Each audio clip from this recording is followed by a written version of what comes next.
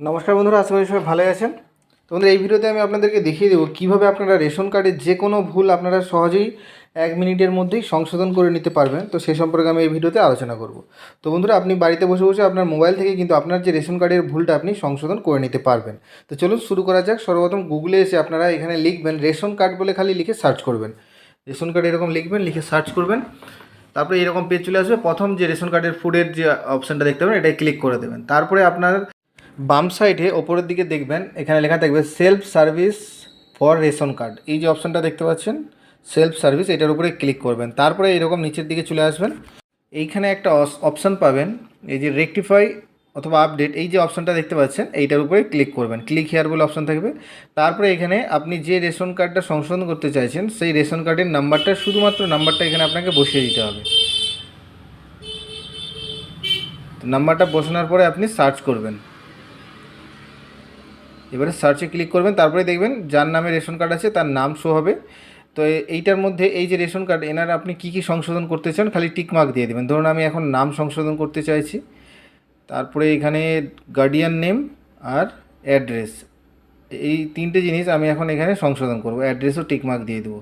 তো একসঙ্গে সংশোধন হয়ে যাবে। এটা আবার বক্সে টিকমার্ক দিয়ে এখানে সেন্ড ওটিপি, এই সেন্ড ওটিপিতে আপনাকে ক্লিক করতে হবে। আপনি চাইলে আরও সংশোধন করতে পারেন। তো আমি এখন 3টে সংশোধন করে আপনাদেরকে দেখিয়ে দিচ্ছি, এক্ষুনি এটা কিন্তু সংশোধন হয়ে যাবে। তারপরে যে নাম্বারটা আপনার আধারের সঙ্গে লিঙ্ক আছে সেই নাম্বারে আপনার ওটিপি যাবে একটা, সেটা বসাতে হবে। তো আপনার আধারের সঙ্গে যদি ফোন নম্বর লিঙ্ক না থাকে তাহলে কিন্তু আপনি এটা করতে পারবেন না। আগে ফোন নম্বর লিঙ্ক করুন, তারপরে করবেন। তো এই রকমভাবে ওটিপিটা বসিয়ে দেবেন। তারপরে বসিয়ে দিয়ে অপেক্ষা করবেন। এইরকম নাম চলে আসবে, এখানে আধারের যা ডিটেলস আছে শো হবে এখানে। দিয়ে নেক্সট অপশানে ক্লিক করে এইখানে আপনি যেহেতু গার্ডিয়ান নেম, কাকে গার্ডিয়ান রাখতে চান সিলেক্ট করে নেবেন। যদি বাবা হয় বাবা, আর হাজব্যান্ড হলে হাজব্যান্ড সিলেক্ট করে এখানে নামটা লিখে দেবেন।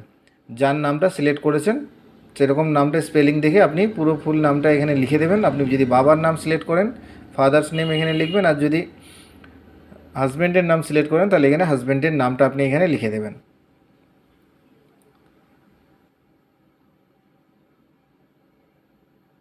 তো এরকম লেখা হয়ে গেলে আপনি জাস্ট সাবমিট করবেন।